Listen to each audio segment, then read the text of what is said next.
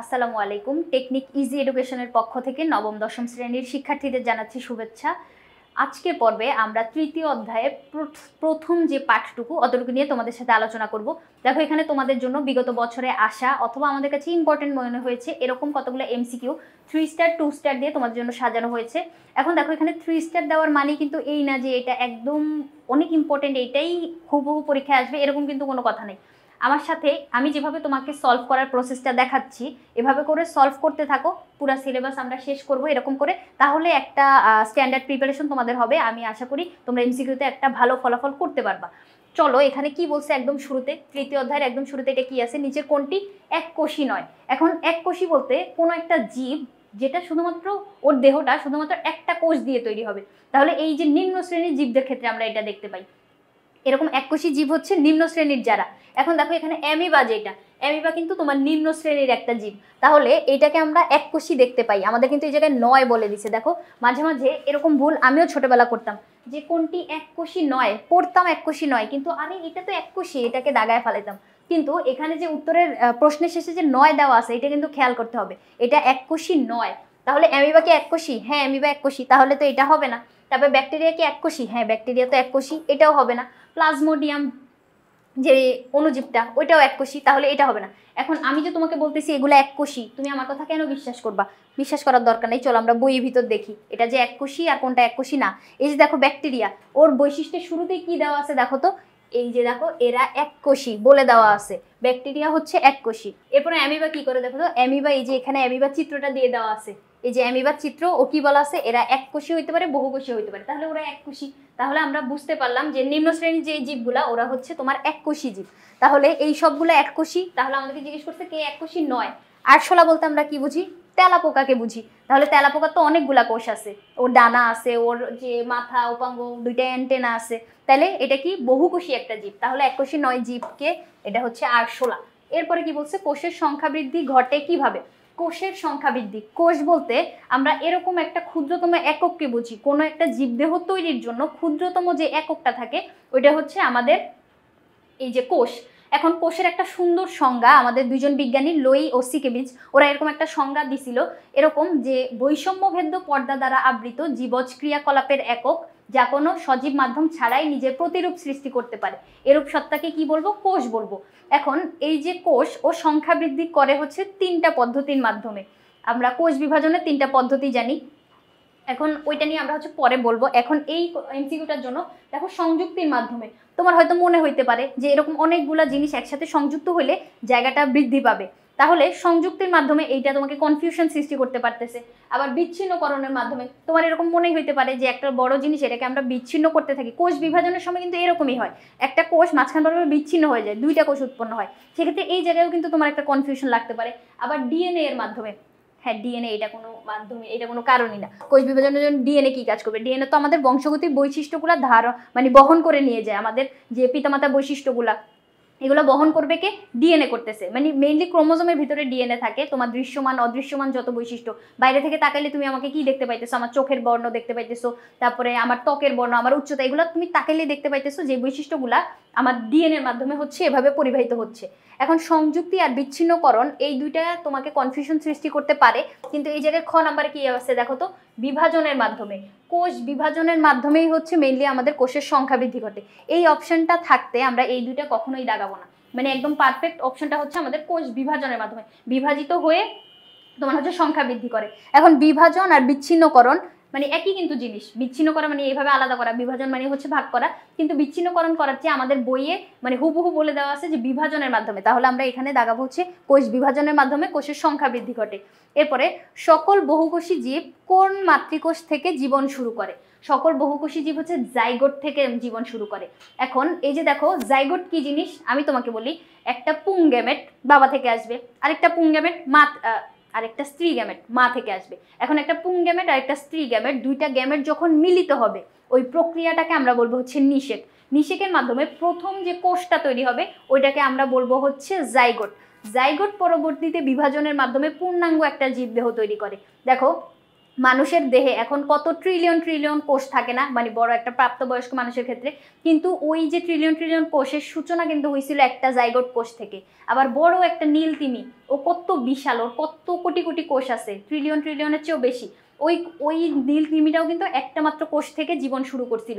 একটা বড় বট গাছ, ওটাতে কতগুলা কোষ আছে, কিন্তু ওই বড় বট গাছটাও কিন্তু একটা মাত্র কোষ থেকে জীবন শুরু করছিল। ওই কোষটাকে আমরা কি বলবো? জাইগোট কোষ। পুং ও স্ত্রী গ্যামেটের মিলনের মাধ্যমে প্রথম সৃষ্ট কোষটাই হচ্ছে আমাদের জাইগোট কোষ। তাহলে এই জায়গাটায় কি হবে? সকল বহুকোষী জীবের ক্ষেত্রে জাইগোট থেকে ওরা জীবন শুরু করে।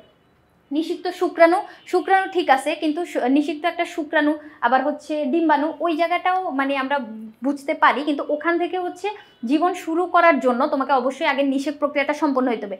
একটা শুক্রাণু, অনেকগুলো শুক্রাণু তুমি উৎপন্ন করো, কিন্তু যতক্ষণ না ডিম্বাণু পর্যন্ত সে যাচ্ছে আমাদের কিন্তু নিষেক সম্পন্ন হচ্ছে না বা জাইগোট তৈরি হচ্ছে না। আবার অপত্য কোষ, অপত্য কোষ বলতে আমরা হচ্ছে নতুন সৃষ্ট যে বাবু কোষগুলাকে বুঝি, মানে সদ্য সৃষ্ট নতুন কোষ। তাহলে অপত্য কোষ থেকে জীবন শুরু করাটা এটা মানে সঠিক না, কারণ অপত্য কোষ হচ্ছে নতুন সৃষ্ট যে কোনো কোষ হইতে পারে। তাহলে জীবন সৃষ্টি হওয়ার ক্ষেত্রে যেহেতু জাইগোট এখানে অপশনে আছে, আমরা জাইগোটটাকেই হচ্ছে এখানে নিব। মাতৃকোষ থেকে জীবন শুরু করে ঠিক আছে, কিন্তু জাইগোট কোষটা আমাদের বইয়ে মানে একদম এক্সাক্ট বলে দেওয়া আছে যে জাইগোট থেকে কোনো একটা বহুকোষী জীবের মানে বিভাজন শুরু হবে। কোষ বিভাজনের পদ্ধতি কয়টি? কোষ বিভাজনের পদ্ধতি আমাদের হচ্ছে 3 ধরনের। কি কি আমি যদি তোমাকে বলি? Amitosis, mitosis, meiosis. Amitosis, mitosis আর মিওসিস, এই 3 ধরনের কোষ বিভাজন আমরা দেখতে পাই। উন্নত শ্রেণীর জীবে মাইটোসিস আর মিওসিস ঘটে, আর অ্যামাইটোসিস যেটা, এটা হচ্ছে নিম্ন শ্রেণীর জীবে ঘটে। তাহলে কোষ বিভাজনের পদ্ধতি কয়টা? কোষ বিভাজনের পদ্ধতি কয়টা? এখানে হচ্ছে 3টা।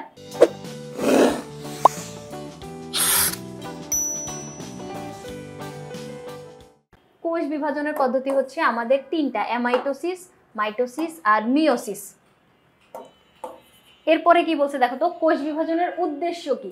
কোষ বিভাজনের উদ্দেশ্য হচ্ছে দেখো কি বলছে, যে টিউমার সৃষ্টি করা না। জীবনেও কোষ বিভাজনের উদ্দেশ্য কেন টিউমার সৃষ্টি করা হবে?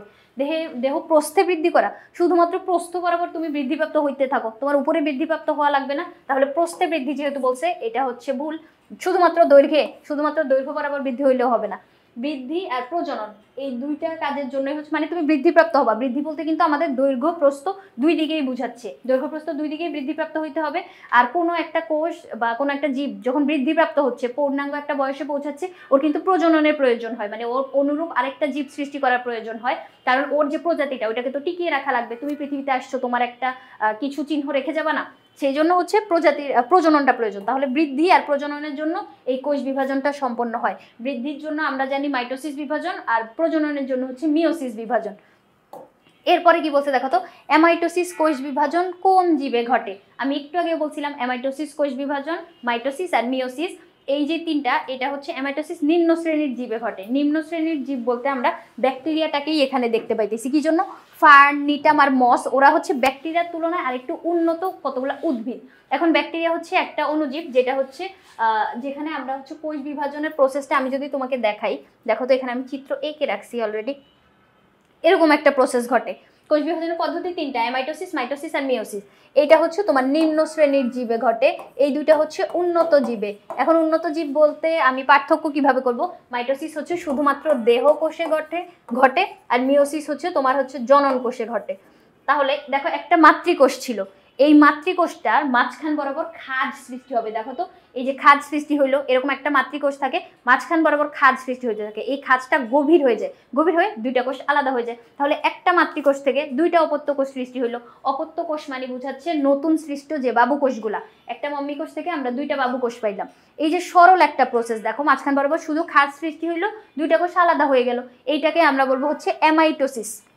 তাহলে এই বিভাজনটা দেখো তো, একটা কোষ থেকে 2টা কোষ পাইলাম না, একটা কোষ 2 ভাগ হয়ে গেল, তাহলে এটাকে আমরা দ্বিবিভাজনও বলতে পারি। এই অ্যামাইটোসিস পদ্ধতিটাকে আমরা দ্বিবিভাজনও বলতে পারি, দ্বিবিভাজন প্রক্রিয়াও বলতে পারি। তাহলে চলো এই জায়গাটায় কি বলছে আমাদের, অ্যামাইটোসিস কোষ বিভাজন দেখো কোথায় দেখা যায়, এটা হচ্ছে আমরা ব্যাকটেরিয়াতে দেখতে পাই। আর এই যে উদ্ভিদগুলা নিটাম, ফার্ন, মস, এগুলো কিন্তু উদ্ভিদ, মানে একটু উন্নত শ্রেণীর, ব্যাকটেরিয়ার তুলনায় উন্নত আর কি। তাহলে এই উদ্ভিদগুলোতে অ্যামাইটোসিস ঘটে না, আমরা বলছি অ্যামাইটোসিস হচ্ছে তোমার নিম্ন শ্রেণীর জীবে ঘটে। এবার ইস্টে কোন ধরনের বিভাজন দেখা যায়? ইস্ট হচ্ছে আমাদের নিম্ন শ্রেণীর একটা জীব, যেটা হচ্ছে তোমার কোন রাজ্যের অন্তর্ভুক্ত? মনেরা প্রোটিস্টা। ফানজাইয়ের ক্ষেত্রে মনে হয় আমরা এটা দেখতে পাই। দেখো তো ফানজাইয়ের উদাহরণে কি কি দেওয়া আছে। ফানজাইয়ের উদাহরণে দেখো ইস্ট দেওয়া ছিল। তাহলে এই যে ইস্টটা, এটা হচ্ছে নিম্ন শ্রেণীর একটা জীব, যেখানে তোমার কোষ বিভাজনের পদ্ধতি যদি আমরা বলি, দেখো হ্যাপ্লয়েড স্পোর দ্বারা বংশবৃদ্ধি করে। তাহলে ইস্টে কোন ধরনের বিভাজন আমরা দেখতে পাবো? ইস্টের ক্ষেত্রে নিম্ন শ্রেণীর জীব যেহেতু আমরা এখানে অ্যামাইটোসিস কোষ বিভাজনটা দেখতে পাবো। তাহলে কি হলো, ইস্টে কোন ধরনের বিভাজন আমরা দেখতে পাই? ইস্টও যেহেতু নিম্ন শ্রেণীর একটা জীব, তাহলে আমরা এখানে হচ্ছে অ্যামাইটোসিস কোষ বিভাজনটা দেখতে পাই। মাইটোসিস আর মিওসিস এটা হচ্ছে আমরা উন্নত শ্রেণীতে দেখতে পাবো, মানে উন্নত শ্রেণীর জীবে। উন্নত শ্রেণীর জীবে দেহ গঠনের ক্ষেত্রে মাইটোসিস, আর গ্যামেট তৈরির ক্ষেত্রে বা প্রজননের ক্ষেত্রে ব্যবহার হয় হচ্ছে তোমার মিওসিস। তাহলে আর এখানে একটা কি লেখা আছে? সাইটোকাইনেসিস। আরে এটা আবার কি জিনিস? সাইটোকাইনেসিস হচ্ছে সাইটোপ্লাজমের বিভাজন। আমরা জানি কোষের ভিতরে থকথকে জেলির মতো কতগুলো উপাদান থাকে, ওগুলাকে আমরা কি বলতেছি? সাইটোপ্লাজম বলতেছি। সাইটোপ্লাজমের ভিতরে বিভিন্ন ধরনের সাইটোপ্লাজমের অঙ্গাণুগুলা ভাসমান অবস্থায় থাকে। এই যে সাইটোপ্লাজমের যে বিভাজন, কোষ বিভাজনের সময় একটা কোষ ভাগ হয়ে দুইটা ভাগ হওয়া লাগতেছে, তাহলে ভিতরের যত কিছু আছে সব কিছু আবার মানে দুই ভাগ হয়ে যাওয়া লাগতেছে। সেক্ষেত্রে সাইটোপ্লাজম যেটা থাকে, সাইটোপ্লাজমের বিভাজনকে আমরা বলবো সাইটোকাইনেসিস। নামের সাথে কিন্তু মিলে, সাইটোপ্লাজমের বিভাজন সাইটোকাইনেসিস, সাইটোপ্লাজম সাইটোকাইনেসিস। এরপরে অ্যামাইটোসিস পদ্ধতির সাথে সামঞ্জস্যপূর্ণ কোনটি? সামঞ্জস্যপূর্ণ মানে কি? মিল রয়েছে। তাহলে অ্যামাইটোসিসের সাথে মিল রয়েছে কোনটার? অ্যামাইটোসিস হচ্ছে তোমার নিম্ন শ্রেণীর জীবে ঘটে যাওয়া এরকম কোষ বিভাজন পদ্ধতি, যেখানে হচ্ছে তোমার একদম সমান সমানভাবে কিছু হয় না, মাঝখান বরাবর তোমার হচ্ছে একটা কোষ দুই ভাগ হয়ে যায়। দুই ভাগ হয়ে গেলে যতটুকু সাইটোপ্লাজমে এই কোষ পাইতে পারে, যতটুকু এই কোষ পাইতে পারে, নিম্ন শ্রেণীর জীবে যেমনি হাবিজাবিভাবে হয়ে যায়। তাহলে এরকমই একটা প্রসেস আমরা দেখতে পাই। এই যে এটা দ্বি বিভাজন, যেটা এটাকে আমি দ্বি বিভাজন বলছিলাম না, অ্যামাইটোসিস প্রক্রিয়াটাকে হচ্ছে দ্বি বিভাজন বলছিলাম। এখানে চিত্রটা কিন্তু আমি অ্যামাইটোসিসেরই আঁকছি। যেহেতু এই মাতৃকোষটা দুই ভাগ হয়ে দুইটা অপত্য কোষ তৈরি করছিল, তাহলে এই যে এটাকে আমরা কি বলতে পারি? দ্বি বিভাজন বলতে পারি। তাহলে অ্যামাইটোসিস প্রক্রিয়ার সাথে সামঞ্জস্যপূর্ণ হচ্ছে আমাদের এই দ্বি বিভাজন প্রক্রিয়াটা। মাইটোসিস তো উন্নত শ্রেণীর জীবে হয়, এখানে আরো 5টা ধাপ আছে, ওই প্রোফেজ ধাপের ভিতর আরো উপধাপ আছে, অনেক লেন্দি একটা প্রসেস। তাহলে মাইটোসিস উন্নত শ্রেণীর জীবে ঘটবে, এটারে তো অ্যামাইটোসিসের সাথে মিলানোই যাবে না, মিলাইলে তো হচ্ছে আরো পাপ হবে, কারণ এটা হচ্ছে অনেক জটিল একটা প্রসেস। আর অ্যামাইটোসিস হচ্ছে সরলতম একটা প্রক্রিয়া। মিওসিস এইখানেও হচ্ছে তোমার উন্নত শ্রেণীর জীবে ঘটতেছে। আর সাইটোকাইনেসিস একটু আগে আমি বলছিলাম সাইটোপ্লাজমের বিভাজন। তাহলে অ্যামাইটোসিসের সাথে মিল আছে কার? দ্বি বিভাজন প্রক্রিয়াটার। এই যে একটা কোষ মাঝখান বরাবর খাস শেষ হয়ে দুইটা ভাগে, দুইটা কোষ আমরা পেয়েছি, তাহলে দুই ভাগে ভাগ হইলো, তাহলে দ্বি বিভাজন বলতে পারতেছি। একটা প্রশ্নের সাথে একটা উত্তর আছে, আমরা উত্তরটা সমাধান করার সাথে সাথে আরো 3টা পয়েন্ট নিয়ে একটু ঘাটাঘাটি করব, তাহলে সুন্দর একটা প্রিপারেশন নিতে পারবো বলে আমি মনে করি। আজকে পর্ব এই পর্যন্তই। পরবর্তী পর্বে আমরা পরের পাঠ নিয়ে তোমাদের সাথে আলোচনা করব। পরবর্তী পর্ব দেখার আমন্ত্রণ রইল। ধন্যবাদ সবাইকে।